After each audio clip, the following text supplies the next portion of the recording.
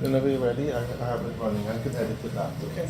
So I'm here with Bev Salmon. Do I look there? Sorry.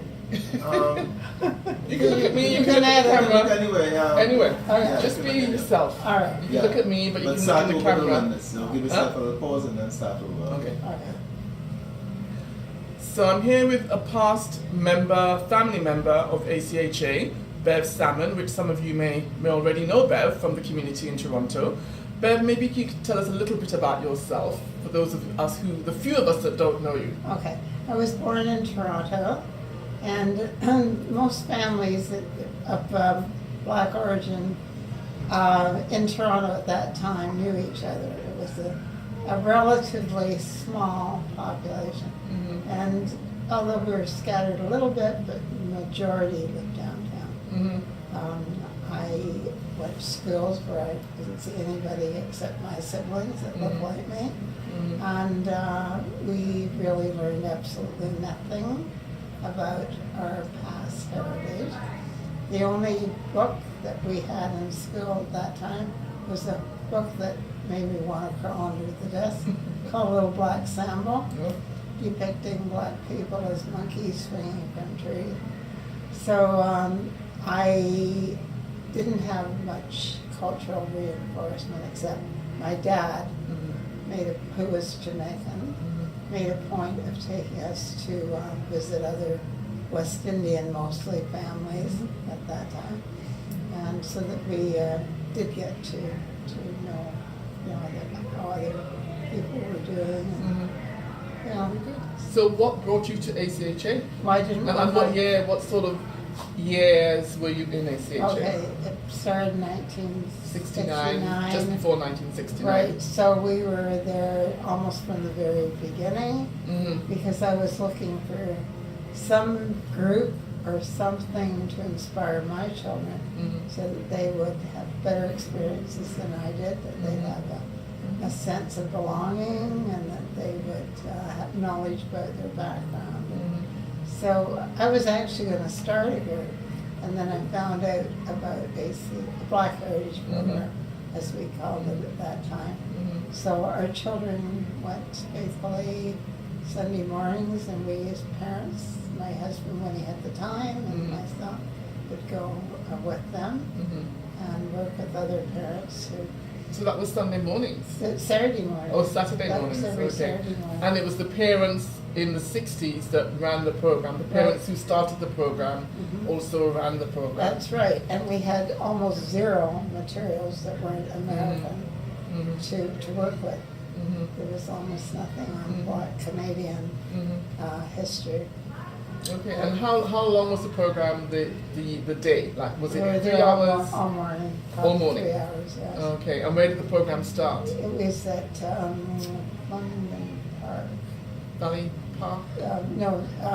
Right? We moved to Flemington Park. But we started, it was Don Mills and Overlay. Okay, that's Valley Farm? No, Don Valley or something. Oh, okay. I'll try to remember that name. Okay. So, just for your own record. Oh, okay. Because we did go there faithfully every Saturday. So I know ACHA has moved to different Yes. venues over the years. It's now based at Centennial College. No, the it was in a Progress school. campus. It was in a school at the time. Right. So did you ever think, because you were one of the founding families, really, did you think that 50 years on, we're now celebrating our 50th anniversary, did you believe that 50 years on the program would still be I don't in think existence? I had that foresight, but the need for it, I would never have questioned today or then. So would you say that today there's still a need? Absolutely. Yeah. Yeah. And would you like to elaborate on why you think that need is still there? Well, I think it's so important. I've been to some of the functions lately, and just seeing the sense of pride the kids have in them, and discipline, and I know they're learning a lot about their heritage, and it's not in the schools. So and we've been battling to get Black history, not just history, but curriculum content in all subject areas. We've been battling that for over 40 years. still haven't really succeeded. So my next question to you would be, have you seen progress over the last 50 years of ACHA's existence in the Toronto curriculum, culture, black community? What have you seen? Would you say that there's been progress made, or there's still progress to be made? Not anywhere near enough. Mm-hmm. Yeah, it shouldn't be a subject set aside. Mm-hmm. It should be an integral part of the curriculum, because Mm-hmm. we have blacks in science, we have blacks in history, we've got blacks in all aspects of the curriculum, and that's what needs to be infused, and into Canadian history.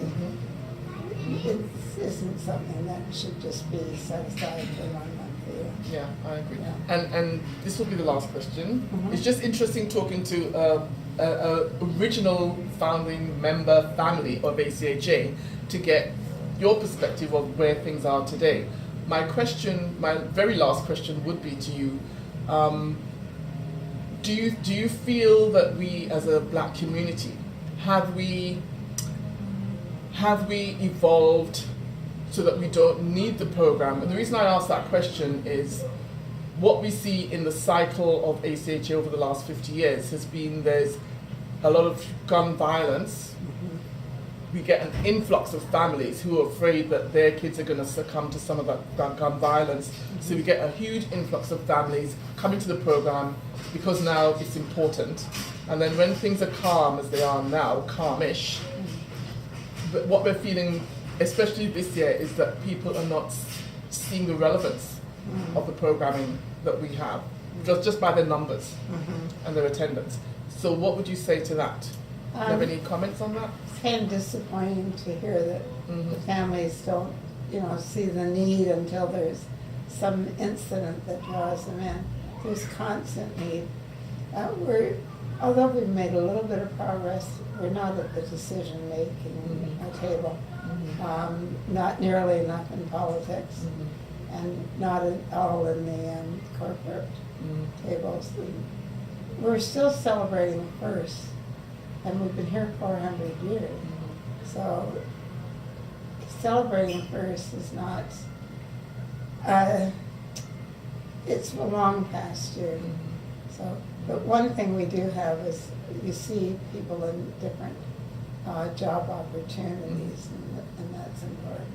There's far more achievable when black kids see that there's actually role models out there, then you can see it, you can believe it, you can achieve it. Yeah. Very good. Thank you very much, Bev. Okay. Do you have one final word to leave us with? Just heartiest congratulations on the 50th anniversary. And I'm only sorry that I won't be there personally, because I'll be on vacation. I don't think you're allowed to go on vacation. A long plan. So my date I knew of before your date. I know. But it was lovely to have this opportunity to talk to you then, Yeah. even if we're not going to see you in person on the day, on May the 19th, when we're having the big celebration. But this is a celebration for us, being able to have this conversation with Well, you. I'll be there in heart, because my children benefit a great Yes. deal from attending Black Heritage Yeah. Program, even though we didn't have the type of materials that you had today. We at least helped achieve some of the goals that we had. But there's strength in struggling to get to something, because Oh, it yeah. makes you have a little bit more ownership on it. And I think that's the kind of determination that we saw in the 60s with the parents that started the program. Yes. So we'd like to see that come back again, have a resurgence of that in the 2019-2020 era Right. and moving forward. Good. So thank you very much, Bev. It was a pleasure meeting you again, Thank you. and lovely to hear your thoughts on ACHA in the past and present, and a little bit of in the future as well. And Thank you. congratulations. Thank you very much. Great. Okay. Woo! Got a lot of editing to do there.